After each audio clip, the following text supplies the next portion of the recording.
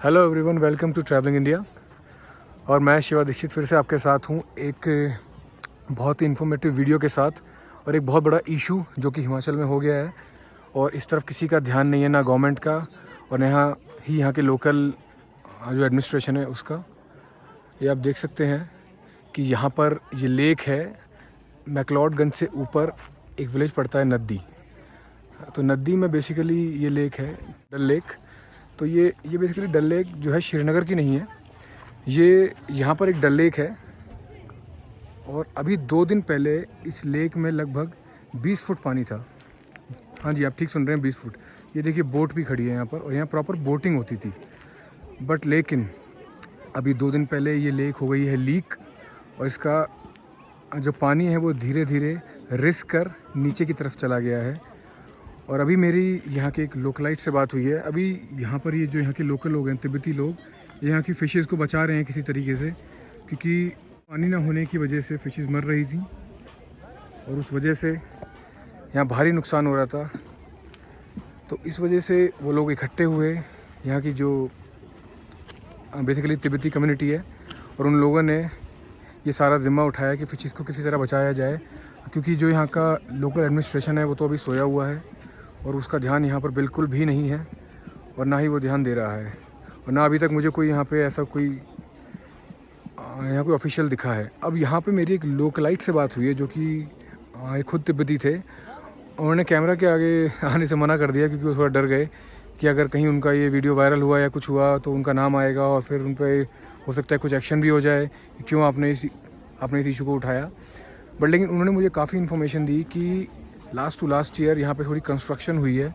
जी हाँ, ये सीढ़ियाँ जो आप देख रहे हैं ये बनाई गई हैं और ये सारा जो ये ऊपर प्लेटफॉर्म दिख रहा है ये बनाया गया है। और जो इसकी नींव खोदी गई थी बनाते वक्त वो शायद ठीक से नहीं खोदी गई और उस वजह से इस लेक में थोड़ी लीकेज हुई है और इस लीकेज की वजह से ये पानी सारा नीचे की तरफ चला गया है।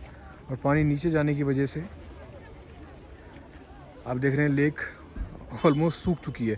जो हल्का फुल्का पानी बचा है ना तो उसमें बोटिंग हो सकती है और ना ही वो कोई टूरिस्ट स्पॉट है। मतलब ये लेक बेसिकली इस एरिया का बहुत बड़ा टूरिस्ट स्पॉट हुआ करता था।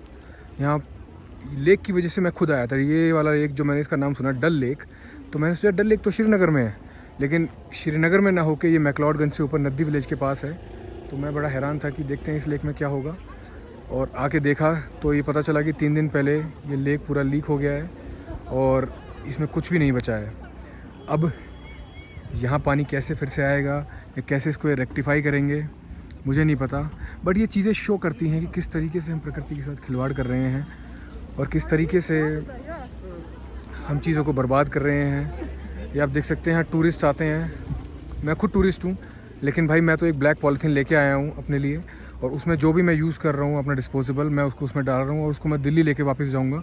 यहाँ कुछ नहीं छोड़ूंगा, ना यहाँ कुछ मैं कोई कूड़ा करकट फैलाऊँगा, क्योंकि यहाँ बहुत टाइम लगता है सफाई में और यहाँ ठीक से सफाई नहीं हो पाने के कारण सारा कूड़ा यहीं इकट्ठे हुए जा रहा है।